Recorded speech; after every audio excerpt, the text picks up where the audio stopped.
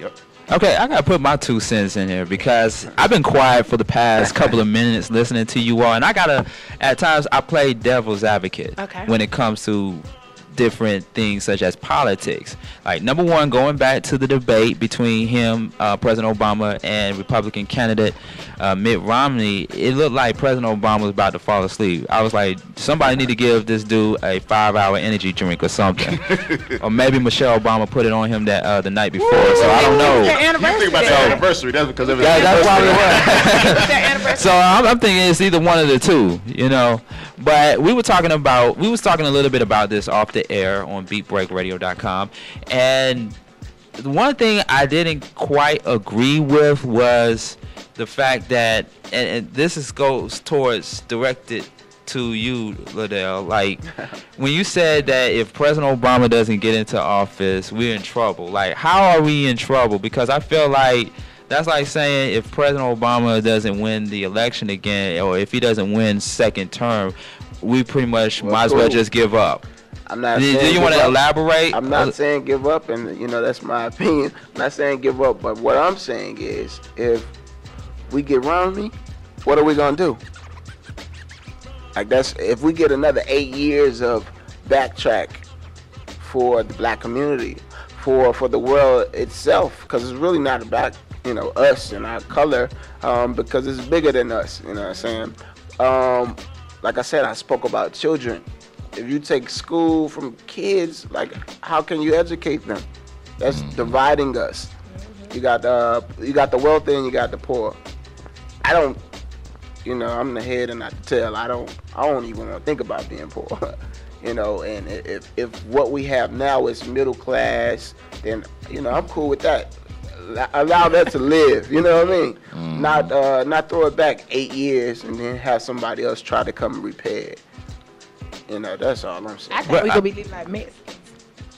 What? You're gonna have to, because they're gonna raise a lot of things. Well, what I can say about Mexicans is they do stick together. That's what I'm saying. I'm saying, meaning that mean there are 2 or 3 families that stay together to make one household, and I think that's what it's gonna come to, because it's gonna be the cost of living is gonna be outrageous. Yeah. So basically, crime is gonna go up. Yes, crime's gonna go up once Romney's gonna be in. I also want to just, you know, raise my hand to this one, men. And I'm speaking to all of us. We need to take leadership as men. Yes, y'all do. How many young adults or young kids have someone to actually look up to and say, I know him to be a man? Not, I know him because he raps, or I know him because he sings, or I know him because he's a DJ or a radio personality. Like, what is the meaning behind the word man? I think nowadays that's sort of kind of lost. You know, it's real big. Obama, like, you know, like you said, spoke earlier, the kids are going to always remember who Obama was. It's a lot of kids. I remember being a child and not knowing when or who my president was. Right. But I mean, I feel, and I agree with you on that note. I definitely agree with you on that note. But I feel like black people, including minorities, we always had it bad, not just 8 years, but throughout history. You know, even when Bill Clinton was in office, there was a majority of black people that were in jail, in prison. Money was good. Money was good. Money was not an issue. Schooling was not an issue. Jobs, the key thing. Poverty was not an issue when Clinton was out. Candy bar, right? Candy bar was 69 cents. That's my dude. Candy bars was 69 cents. Saxophone player ever. You went to the wrong store. I'm saying in general, candy bars were 69, 50 cents back in the old days, but nowadays candy bars are like $2. Right. But remember, back in the day when gas was 99 cents. Yeah. Huh? Right. And premium gas was $1.50.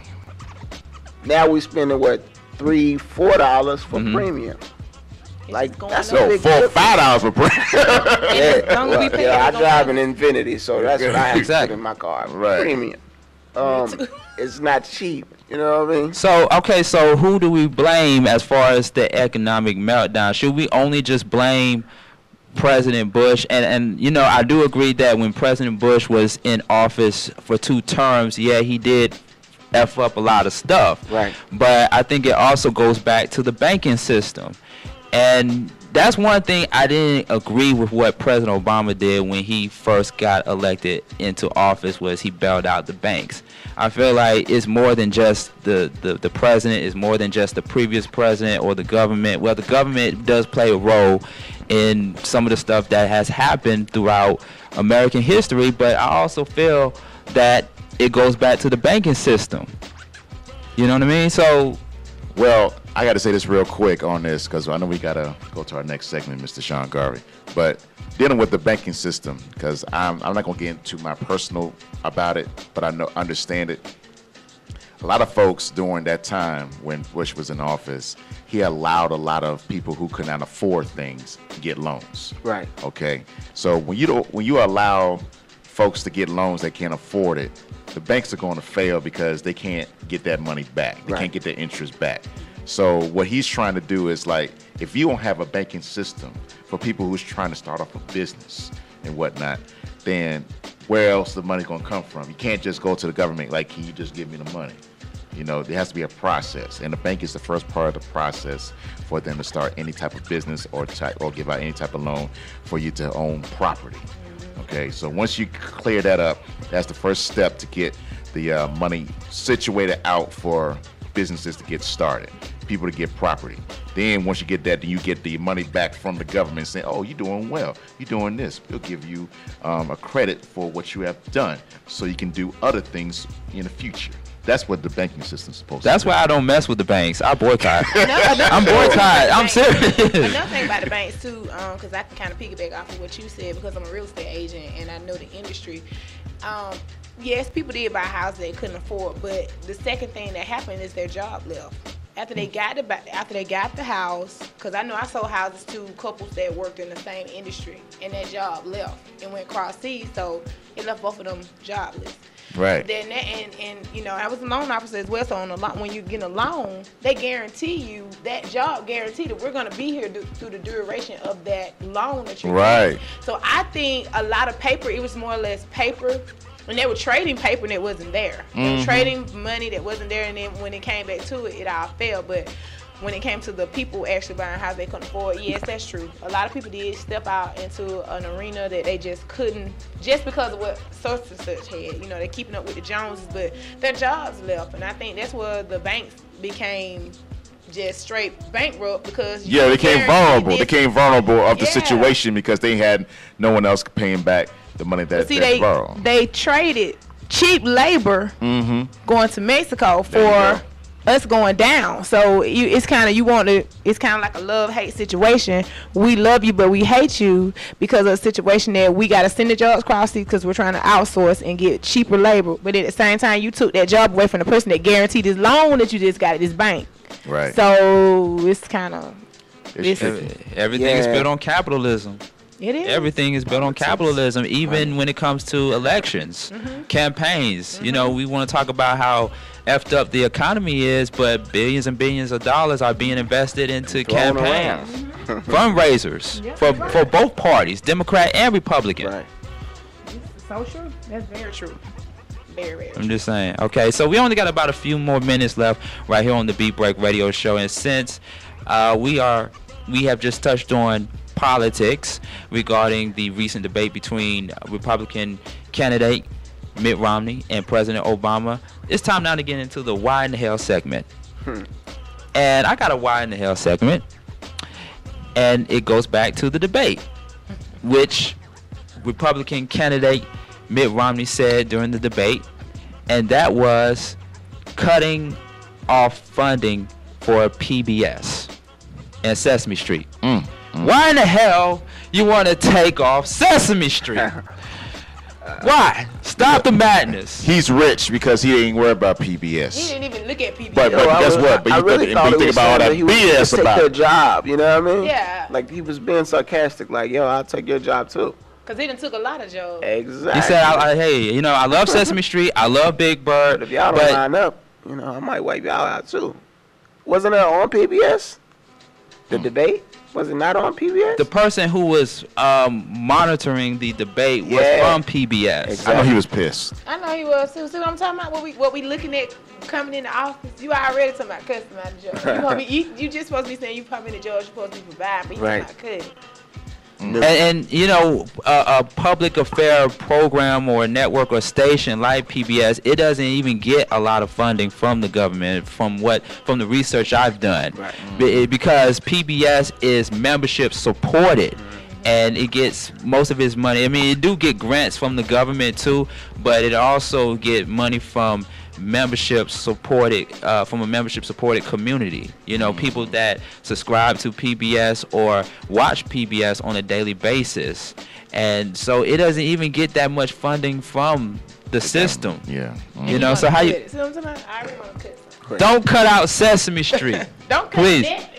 We need to add. Yeah, we need all the education we can get. Yeah, you got that right. You don't need to cut out anything to do. And you know what's so crazy? Like when that announcement came out that if Mitt Romney was elected to become the next president of the United States, I started seeing mean mug faces of different Sesame Street characters, all the way from Big Bird to Ernie. Like, I had nightmares. Did you see the one about what's that red character? What's that red character? I forgot his name. You talking about Elmo? Elmo. Did you see him with getting arrested? Elmo got arrested. Elmo got arrested after the debate. Elmo got arrested because he mad as hell. He like, what the fuck going on? You gonna kill my dog? They were mean. The Sesame Street characters were mean. They had mean mug, mean faces. Like, they wanted to go after Mitt Romney. That's crazy. Can you see a bunch of puppet characters lining up about to kick somebody's ass, man? I can see that, especially Big Bird. I can't even fight Big Bird. Big Bird's too tall for me. Even Oscar the Grouch. Oh, he's going. Oh, does he have? Did he have a bandana on? I can see him having one on. DJ Roland, what is your Why in the Hell segment? My Why in the Hell is this. I gotta say this. Why in the hell you gonna call me 3 times and not leave a message? Cause they can text you now. But you don't text. So why the hell you call me 3 damn times and don't say a damn thing? I'm supposed to stop what I'm doing to answer the phone. I can't answer the phone. I'm at work. And you want me to, you don't leave a message. You don't say nothing. And I know who you are. That means they want you to answer. People don't do that no more. They don't leave messages on. Yeah, they didn't get rid of voicemail. They got text messages now. Just text. Look, you don't leave a voicemail. You don't text me. I don't give a fuck what you got to say. Period. Because that means you ain't calling for nothing. Really. Yeah. I mean, you going to want me to stop because, I know what you're calling about, but I ain't got time to talk to you about it. You need to text me what's wrong or leave me a message and I'll get back to you when I can. Okay. So you know who the hell you are. So you done with her? Oh. No. No. He said all that now. He get home behind them closed doors and these microphones out. It's a different thing. He be saying, why he ain't called me today? He be saying, No. You ain't got to call me no more. Get the hell away from me. I ain't got to deal with your ass no more. Oh, man, y'all trip. Lydell Williams, man, thank you so much for coming by the Beat Break Studios, man, and chopping up with us and giving your viewpoint on politics. Echoes, the song from Piece of My Soul, Volume 1. Piece of My Soul, Volume 1. It's on and popping, all right? You are welcome back to the Beat Break Studios anytime, all right, man? So, I wish you safe travels. Everybody. I had a great time. As always. Great. Yeah, she's going to get it on with her husband off of this song right here. Baby making music. Nicole King. I got too Pull out. No more. Too much I got to do. Baby, slow you down.